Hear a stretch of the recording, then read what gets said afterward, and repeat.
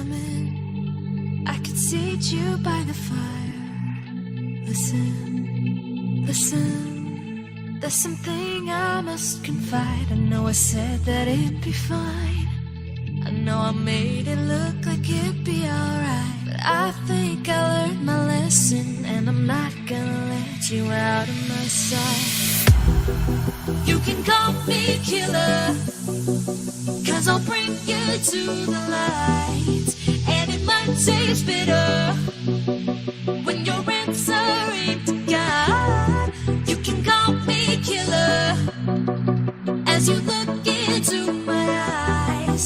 Nothing but a sinner. You won't get away this time. You won't get away this time. You won't get away this time. You won't get away this time.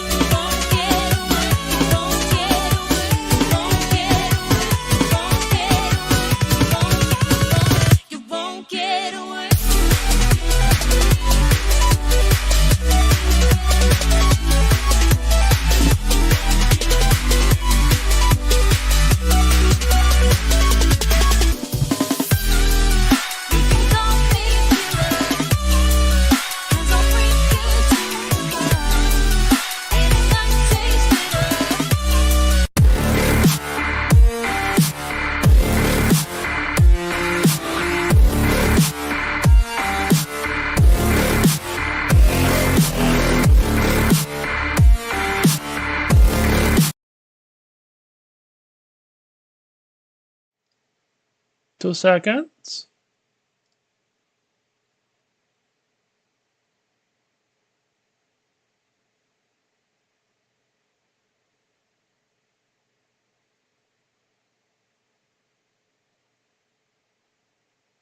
Hello, everyone. Good afternoon, good evening, good morning, good day, good night, good whatever the time is, wherever you are.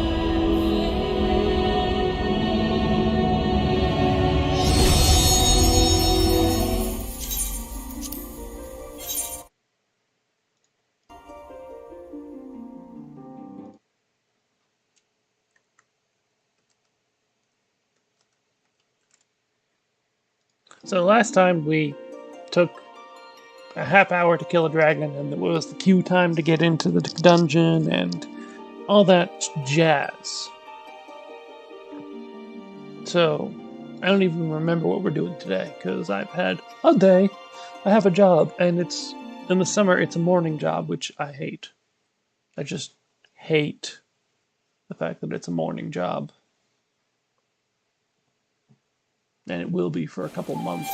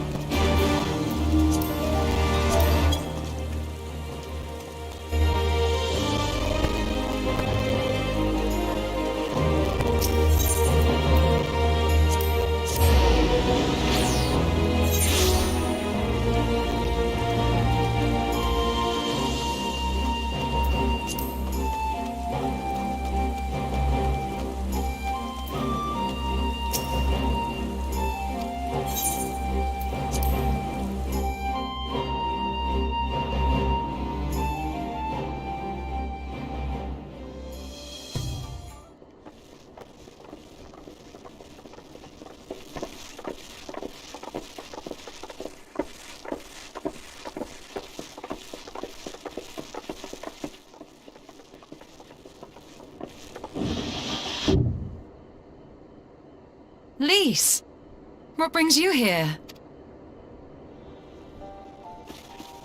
Oh, Alliance business.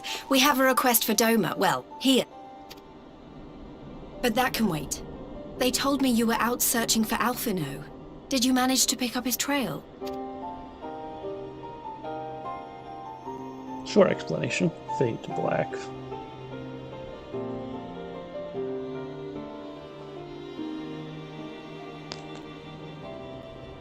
Well, if he wasn't at the crash site, he might still have escaped. We have to keep searching. And we will. Alphino embarked on this journey as an emissary of Doma, and I hold myself responsible for his safe return. I will have our shinobi in the provinces search for him as a matter of urgency. Chin up, Alize. You'll get to admonish your brother for his recklessness yet. Well, someone has to do it. I'm sure he's going to be fine. There is one thing I'm not sure about, though. You said it was the Emperor's personal guard that attacked Alphino's airship. But the Popularis would never have been able to arrange the prisoner exchange without Varus's blessing. So why would he sabotage his own mission? They may not have been acting on Varus's orders. The guard answer not only to him, but to his family, the Crown Prince included. When Yotsuyu summoned Tsukuyomi, Asahi was quick to proclaim that a dormant citizen had violated the terms of our agreement, that the negotiations had failed. And it is this version of events that is now being repeated across Garlemald. To hear the tale, one would think the prisoner exchange never took place. Plainly, someone is manipulating matters from the shadows, most likely Xenos, or whoever it is that wears his face. Whichever Ascian you mean. We all know the nature of our adversary. The servants of chaos are true to their name. Their meddling has cost Dorma a chance at peace. Whoever it was that loosed his personal guard, the Emperor cannot be ignorant of these developments. We must proceed on the assumption that our treaty is indeed in tatters.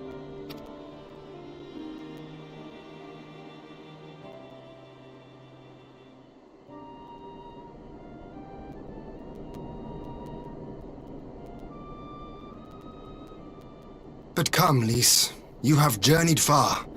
Let me hear your petition. Right. So the big news is that Alamigo has agreed to join the Eorzean Alliance. To make it official and discuss where we all go from here, the leaders of the 5 nations are planning to hold a meeting, and we were hoping you might come too. We've already seen what we can achieve when we work together, and the Alliance hopes to work even more closely in future. They think it's our best hope of keeping the Garleans in check, and I...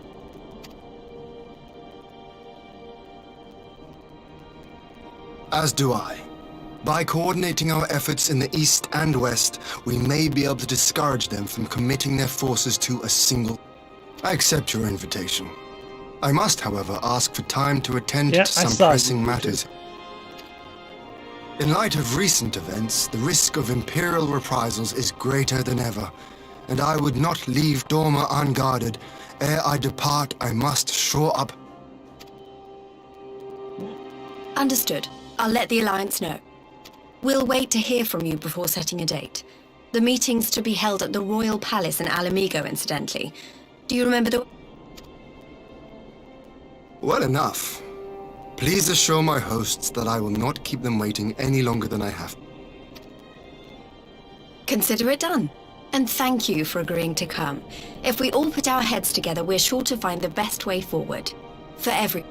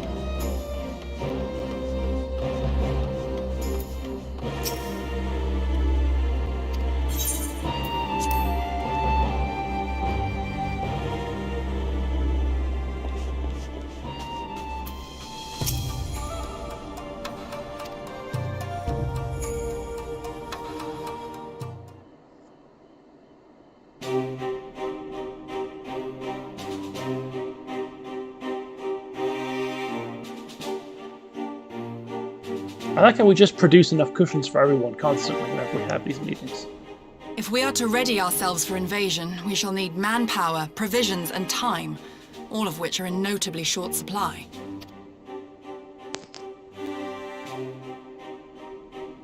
Candid as ever, you giddy. And correct, I concede. Fortunately, I have an idea. 'Tis plain no single nation can stand against the might of the Empire. And it was only with the aid of others that Dorma succeeded in winning her freedom. So, I mean to take a leaf out of our Eorzean friend's book and form an alliance of our own. In addition to those with whom we already share an understanding, I would reach out to Hingashi and Suinosato, and further afield to the myriad peoples of Nangsha and I am under no illusion. Not all will answer the call. Yet disparate though we may be, we are united in our desire for freedom. If our neighbors could be made to see what is at stake, Asian machinations and all, cooperation need not be so far-fetched a notion. It may even seem practical. Under the guidance of our former leader, Master Louis Soir, we once strove to unite the fractured city-states of Eorzea. I dare say that experience shall be of use in your endeavor. We should be glad of your wisdom.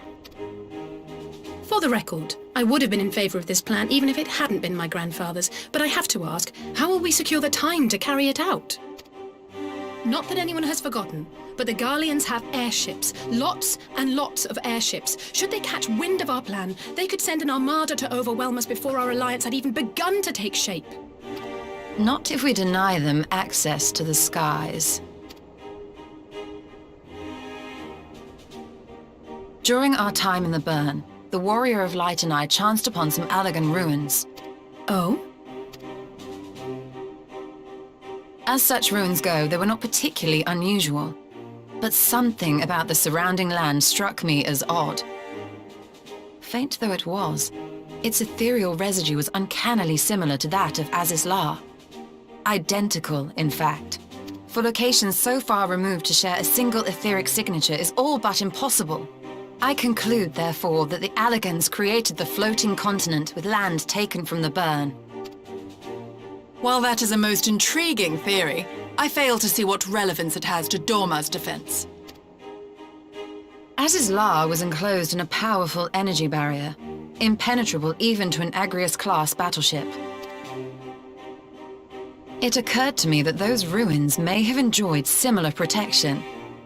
I have no proof, but the Warrior of Light did report seeing a structure resembling other known Allagan field generators. Apparently this is true. All right. But even if we could put up such an energy barrier, it surely wouldn't extend beyond the limits of the burn. So what's to stop the Garleans flying around it?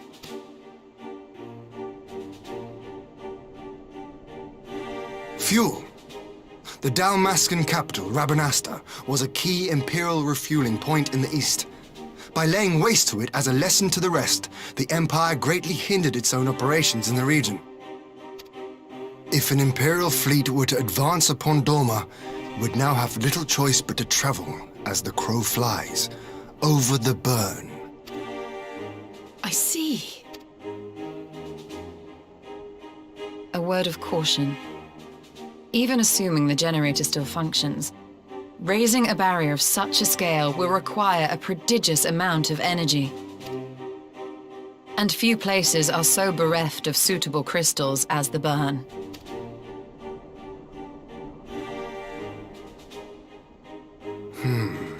A source of energy.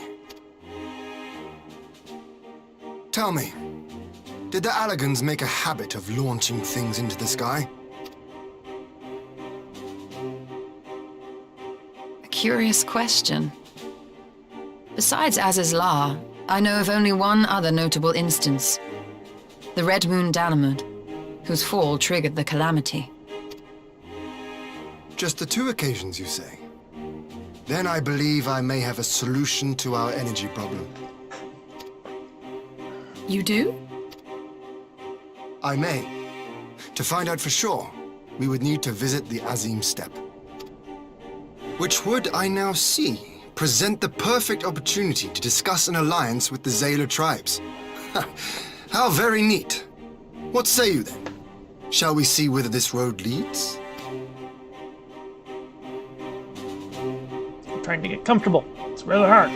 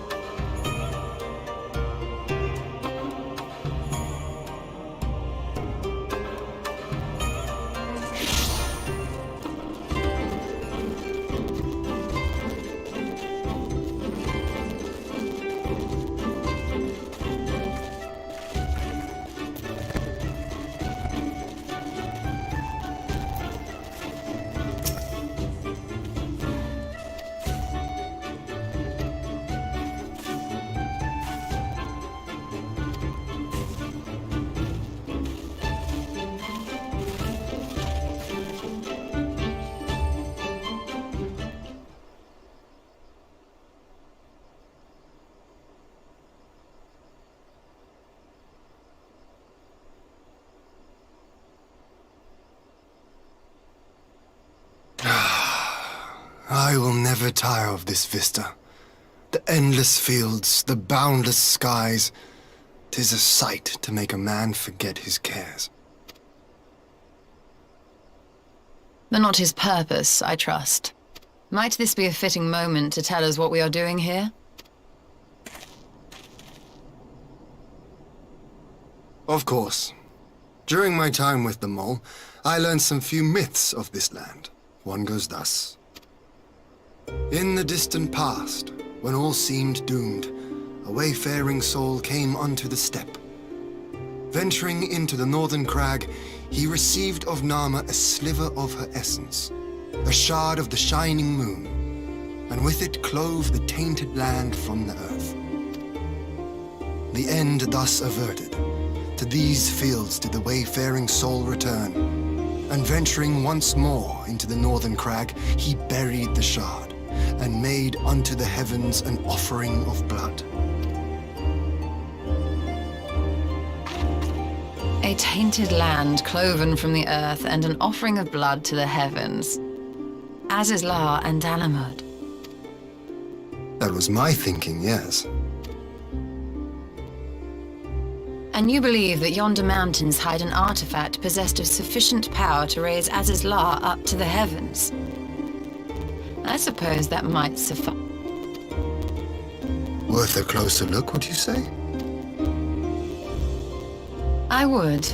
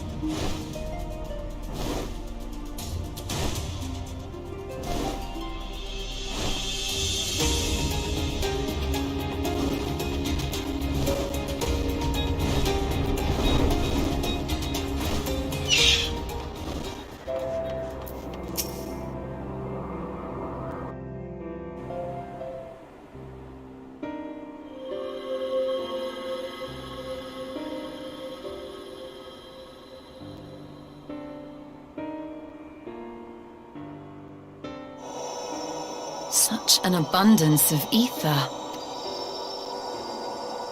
Are we in luck? We are.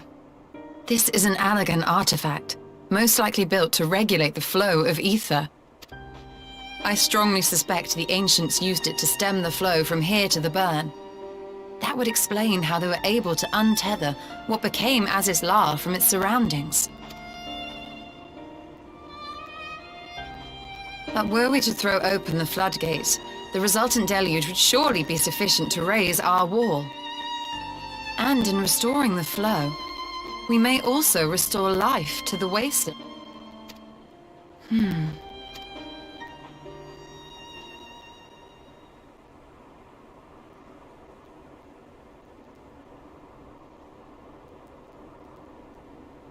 What is it? While the device itself harbors a surfeit of ether, the opposite is true of the surrounding air.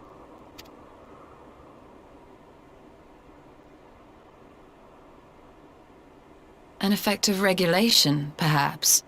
A similar phenomenon seemed to be occurring in Doma.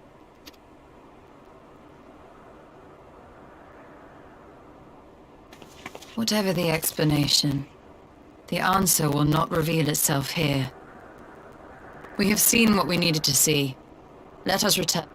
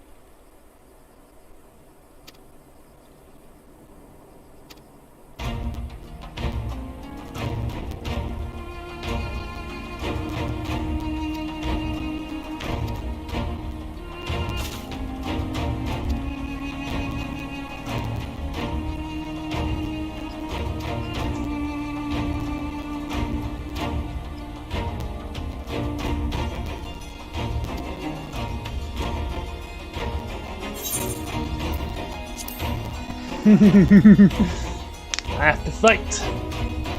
Alright.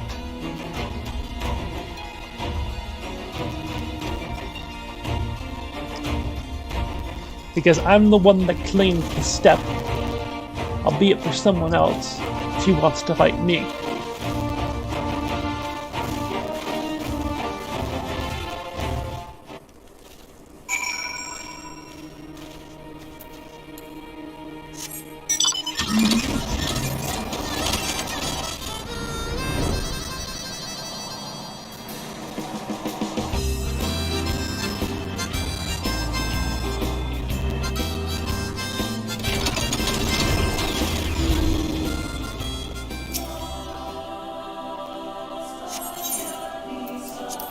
Alright.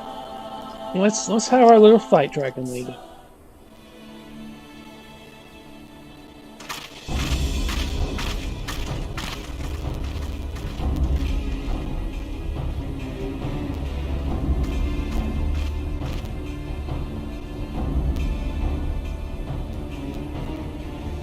Yes!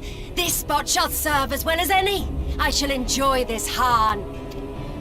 Is this truly necessary? Have you no peaceable way of making decisions? Speak not of peace. You stand before proud warriors of the Dothal. In the heat of battle do our souls burn brightest.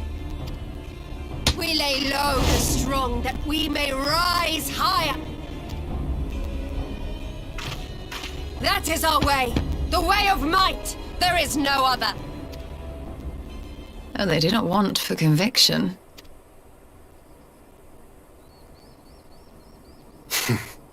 Indeed. It's what makes them such dangerous enemies. And such useful allies. Enough talk! It is time to fight! Oh dear. Here we go.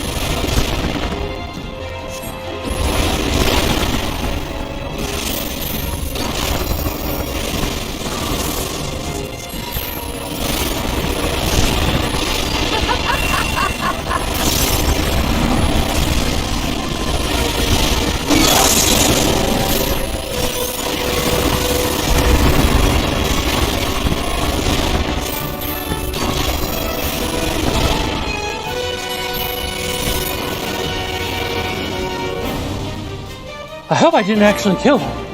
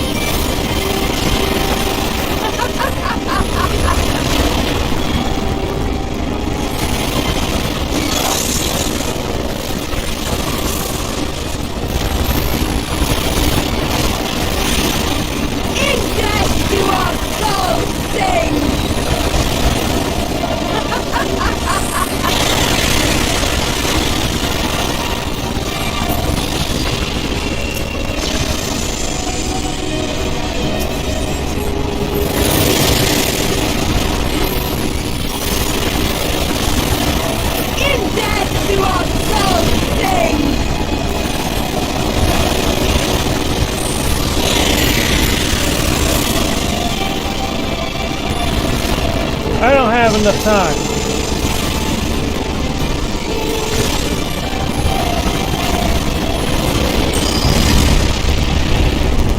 Okay.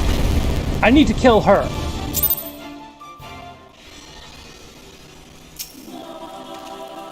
All times, killing her.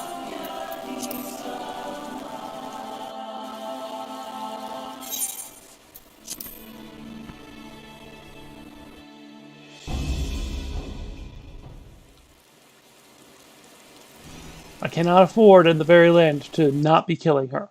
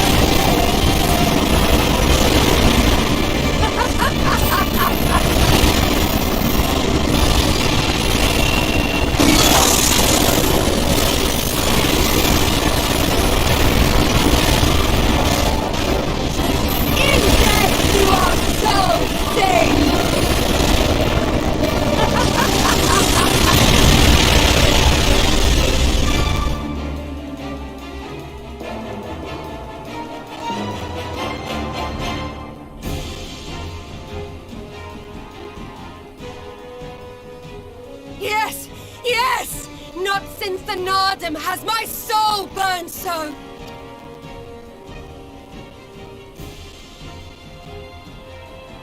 Come, we have only just begun. Oh, Enough! You were not granted leave to set the steppe ablaze. Well, well, the sun has come out to play. Be gone, Moonstruck Oranir! I am busy! Fool of a Dothal! Have you forgotten the face of your master already? The sun will never set! From his seat on high, he reigns over all, now and...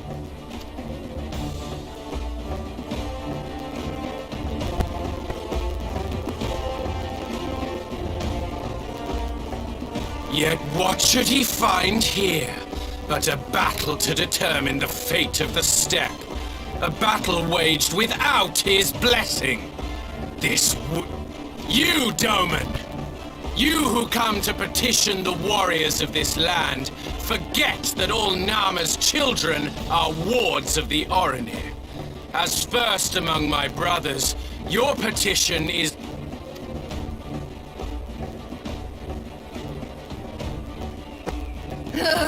These words are as wind from a horse's backside.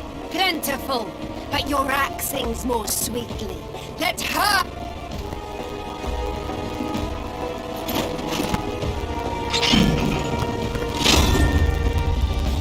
Insolent child. You will learn your...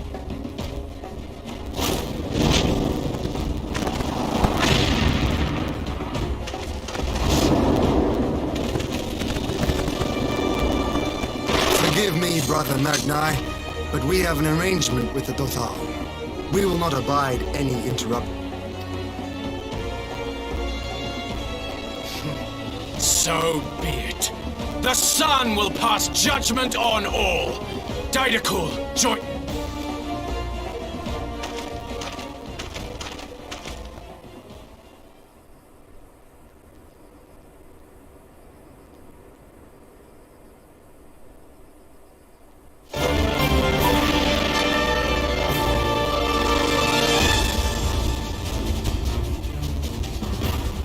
The sun is in good company. We may dance alone.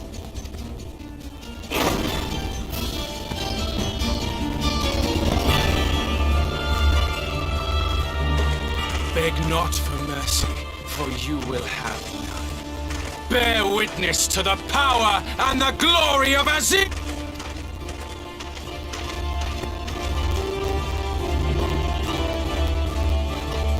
Constantly at each other's throats like rabid dogs.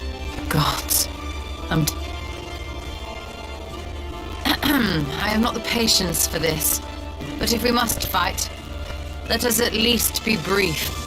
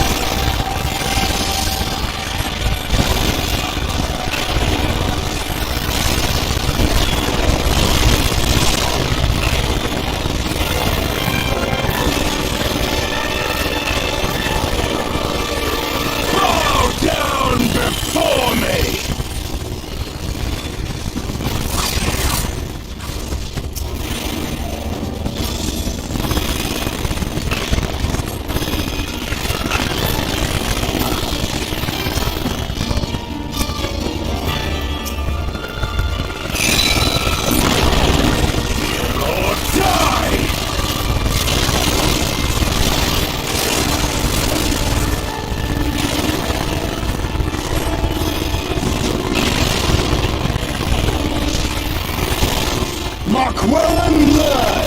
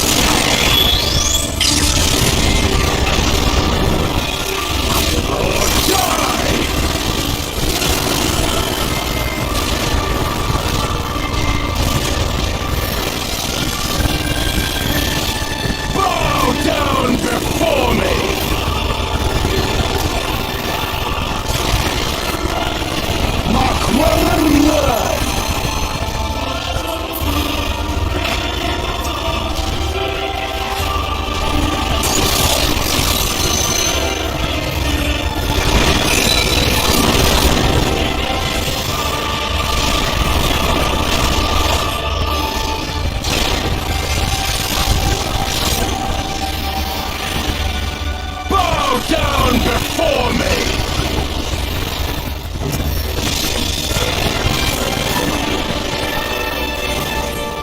Tremble before the sun!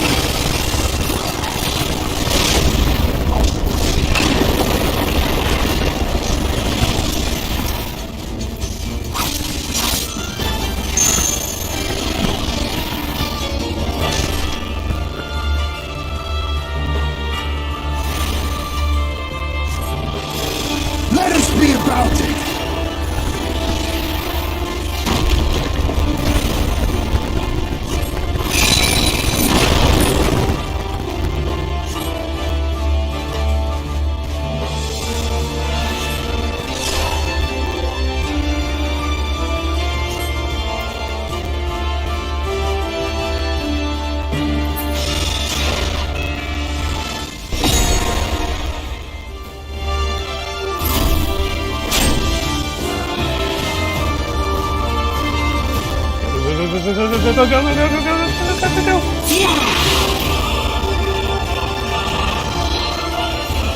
Ether! To me!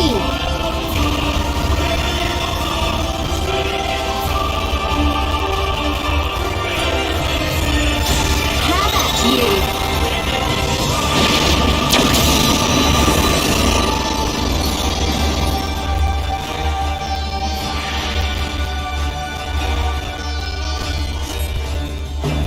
Whew.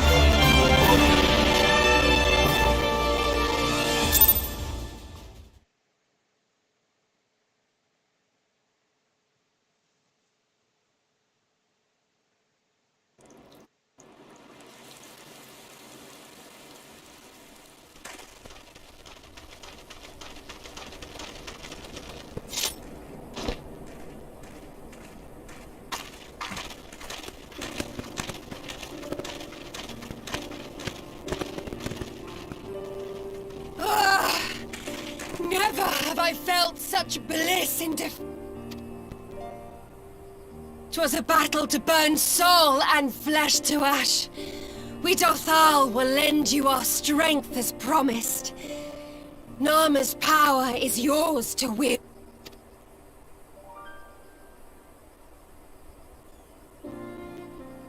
What does the sun say to that?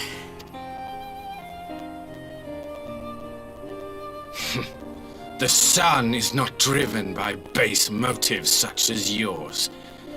But they have been judged and found.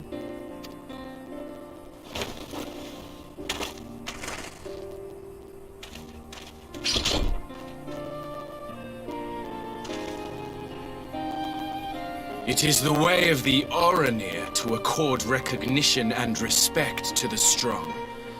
You have made sufficient proof of your strength. The sun shall answer you. You have our thanks. We are glad to call you ally.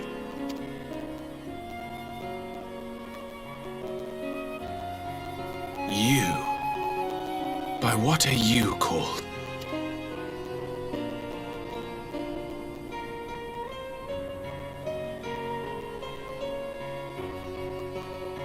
Y'shtola. Why? Are you my knight? I cannot. I beg your pardon? In battle, you shone with all the majesty of the full moon's light. Your healing touch, the embodiment of the dusk moon.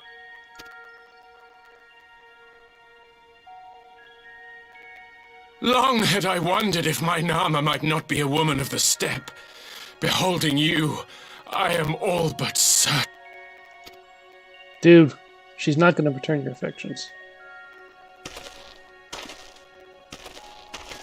Now, look into my eyes. Could it be? Could you be?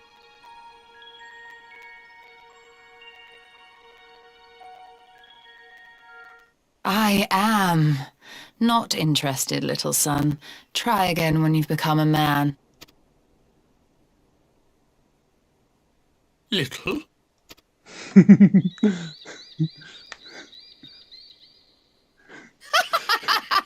Oh, Little son! Little son! oh.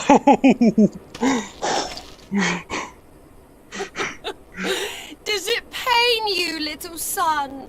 Crave you salve to soothe the ache? Fire to sear the wound in your heart? Oh no!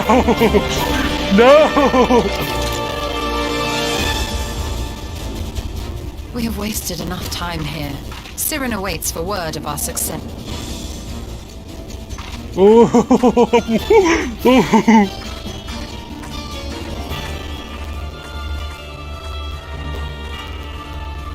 So, while Y'shtola has been propositioned by the Orinir, I apparently have given the leader of the Dunthal enough of a battle that she goes, yes, yes. I'm sure she derived some pleasure from this battle beyond just her, yeah, so...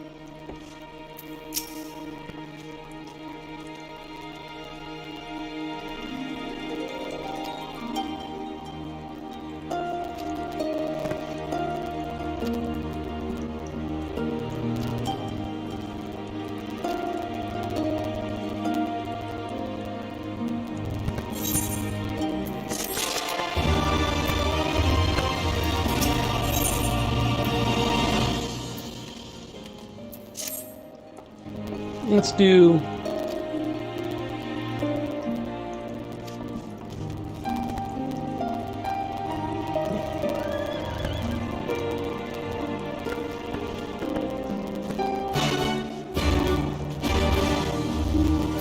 Let's do Y'shtola's crazy plan.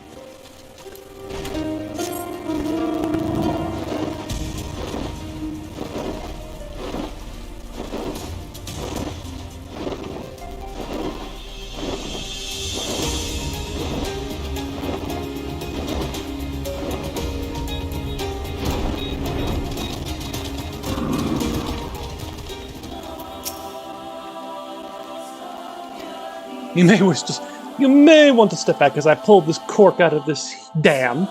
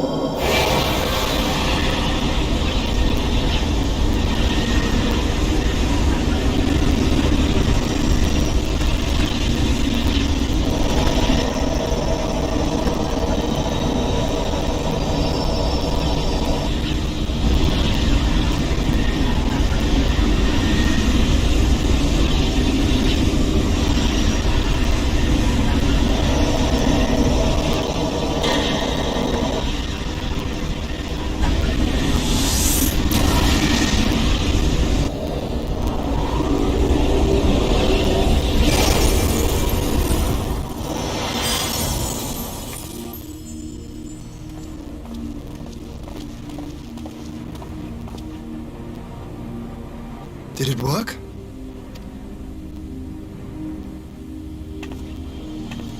It did. Ether may flow freely to the burn once more.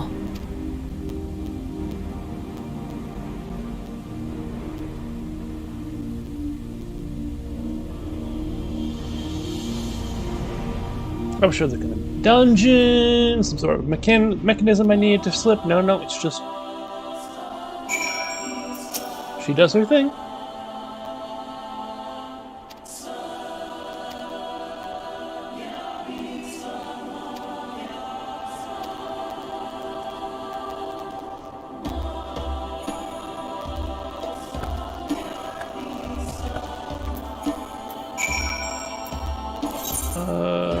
Far East, Dolman Enclave.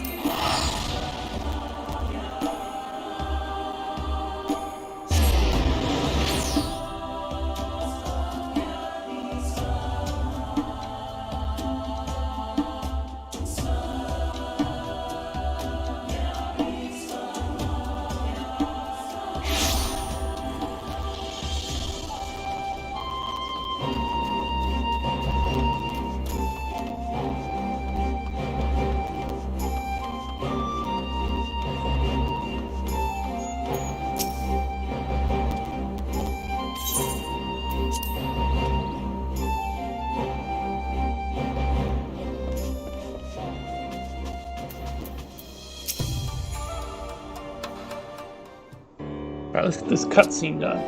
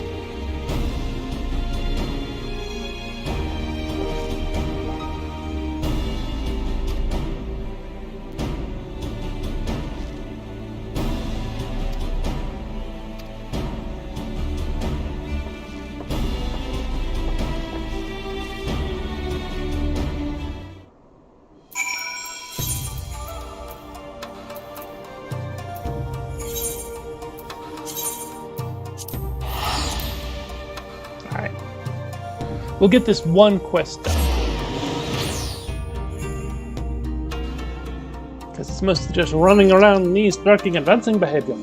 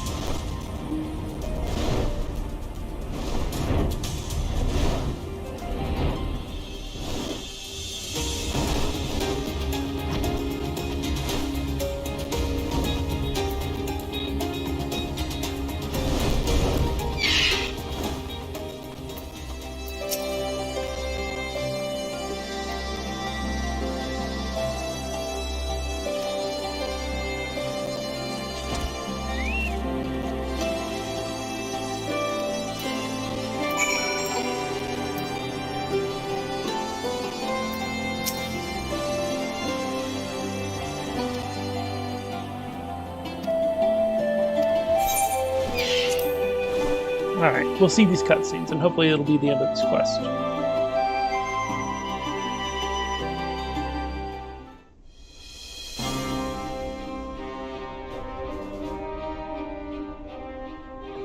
Mistress Lys, Commander Aldin, it gives me great pleasure to formally welcome the city-state of Alamigo to the Eorzean Alliance. The pleasure is ours, Your Grace. I know I speak for all Alamegans when I say that we are glad of this chance to stand with our comrades of the Alliance. And we, for our part, are glad indeed to be able to welcome friends both old and new. Lord Hien of Dolma, at your service. Pray, Accept my heartfelt thanks for your generous invitation. Nay, 'tis we who must thank you for journeying so far. And 'twould be remiss of me not to acknowledge the part the Scions of the Seventh Dawn have played in bringing all of us together. In times of great unrest, you and yours have been our constant companions, without whom we would not be here. With apologies to Lord Hien and Mistress Alize, it occurs to me that we have not gathered in this way since that fateful day in Uldar. The day I lost my arm and my freedom. As I lay in my cell, never did I dream that I would one day be given the chance to represent my homeland at this council. I would not even be alive had you not plucked me from the jaws of death. You, Yugiri, and Alphino. Would that the lad could be with us.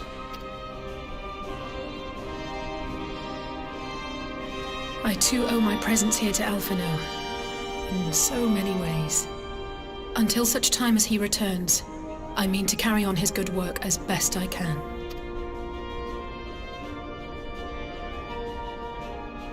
Come, friends, let us leave the past in the past and turn our eyes to the future. My Lord Hien, pray, tell us how things stand in the east.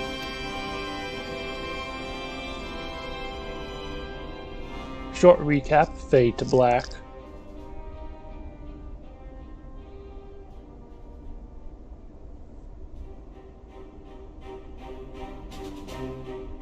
Having heard the rumors of dissent in Garlemald, I dared to dream of a peaceable solution. The Empire will not so easily change its ways. If the Garleans have a mind to take back Doma and Alamigo, we'll be hard-pressed to stop them, even with the might of 6 nations. But while we lack the strength to fight the tide, a course may yet present itself, if we read the winds aright.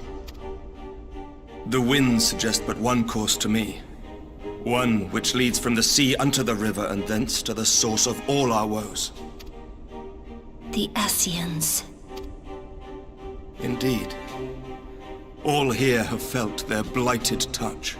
It was the bringers of chaos who nurtured the Archbishop's tyrannical ambitions. They who bestowed upon him the secrets of summoning, as they have so many others before and since. And while they remain, we shall know no peace. Our objective is clear. The question is how to achieve it. That our enemy parades about in Xenos' skin poses problems in itself, but ere we get to them, how are we to infiltrate the Empire and get close enough to strike?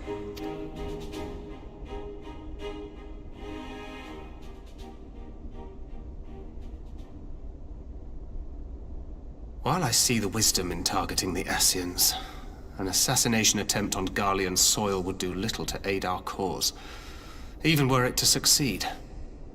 It's time we used our enemy's preferred tactic: subterfuge. You have an idea? Speak your mind, Master Thancred. None here know the enemy better than the Scions, and you mayhap best of all. Whatever it is you propose, we will give it fair hearing. On that you have my word. Very well, Admiral. My proposal is thus. We dispatch the shinobi to Imperial territory. There, they sow the rumor that the Crown Prince perished in the battle for Alamigo, and that the man parading around is in fact a corpse inhabited by a servant of darkness.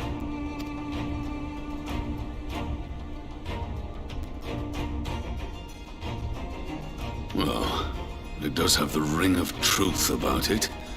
And were the Garleans to learn that their future ruler is a puppet, the Empire would be shaken to the core. But at the risk of sounding stupid, would they actually believe such an unlikely story? I didn't. Ordinarily not. But prior to his miraculous recovery, rumors of Xenos' death had already begun to circulate around the Empire. Ultimately, however, what the masses believe is not our chief concern.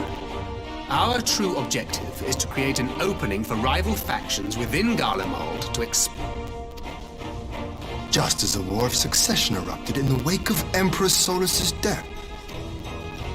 A war which raged until but recently, plunging the Imperial House into disarray as nephew and uncle grappled for the throne. It is no coincidence that one of Varus's first acts as Emperor was to name Xenos heir apparent, family feuds being so tiresome when armies are involved. Not all welcomed his choice of successor. There is no shortage of individuals who aspire to the throne, who would jump at any chance to seize power. The news that Xenos is not only dead, but a puppet to diabolical forces would be too enticing. The Empire would not be quick to recover from a second war of succession. I am no stranger to infiltrating Imperial territory.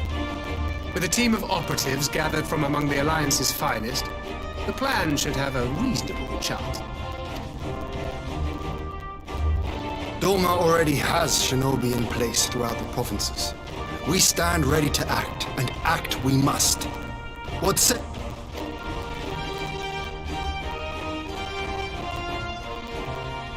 I'm for Master Thancred's proposal. We shine a light upon the Ascian and test the Empire's unity. 'Twas his plot that scuttled Doma's negotiations, was it not? Why then, if we can eliminate him, there may yet be a chance.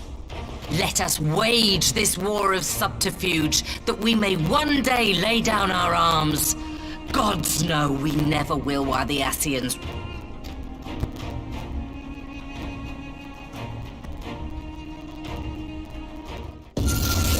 Oh, That way. Sorrow. something.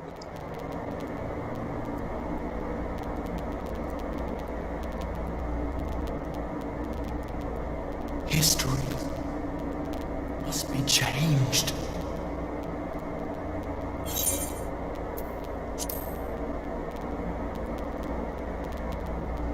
Ahead looms a calamity. Ahead looms light, expunging all form and life. Twin dooms only you can forestall. Only you. What's the matter?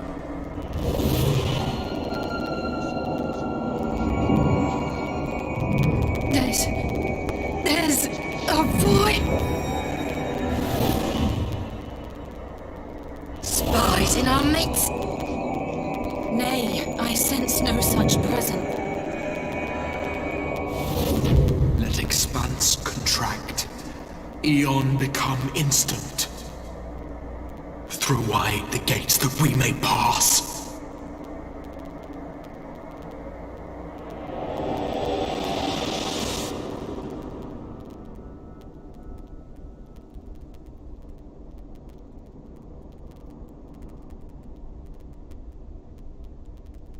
Is it over? Master Thancred!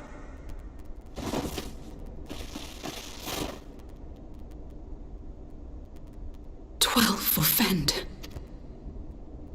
Bear him to a private chamber. Have every healer make ready.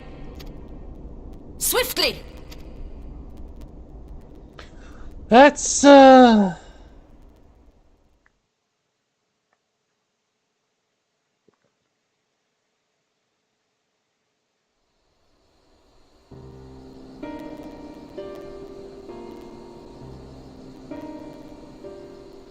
Master Thancred remains in slumber. Though his vital signs appear stable, he's unresponsive. What could have done this? And why just him and not the other? I'm afraid we could not identify the cause, my lady. Our examinations revealed no wounds, nor the presence of any poisonous substances. Gods, that only makes it worse. You're to let us know the moment there's any change, all right?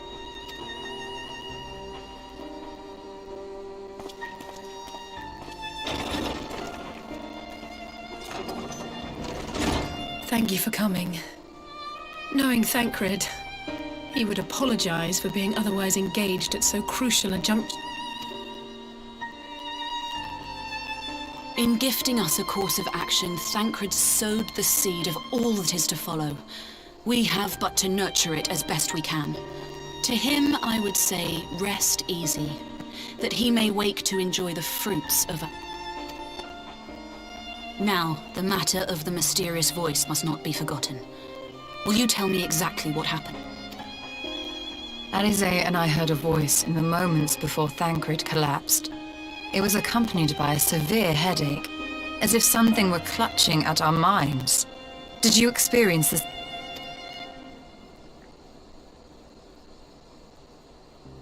So, in between the voice and the pain, you felt as if you were somewhere else entirely.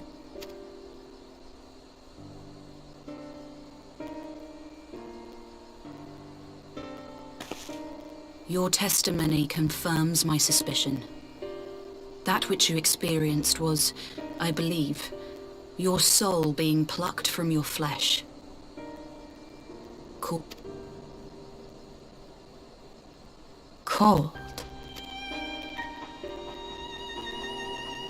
I myself examined Thancred. Reach out as I may, I could not sense in him the spark of life that is his soul.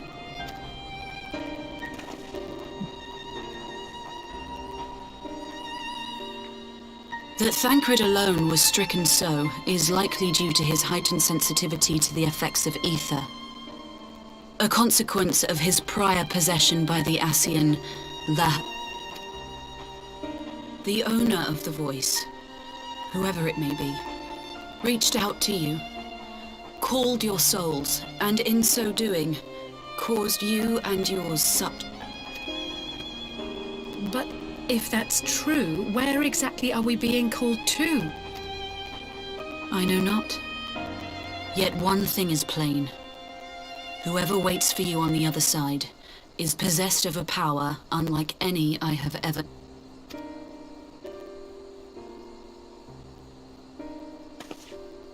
Forgive us, Lys, but may we leave Thancred in your care for a time? As if you had to ask. I may not be a scion anymore, but I'm no less a friend. Don't worry. I'll see to it that Thancred's well looked after. Just focus on solving this mystery, all right? Thank you, Lys. As the Elder Seedseer says, 'tis no ordinary individual we are dealing with. Nor can we discount the possibility of Ascian involvement. Whoever or whatever is behind this, the sooner we find out, the better.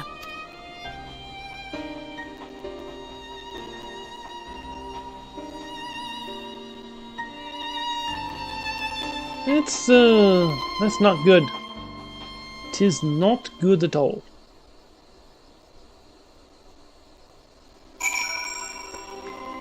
Now we know why it was called the Call.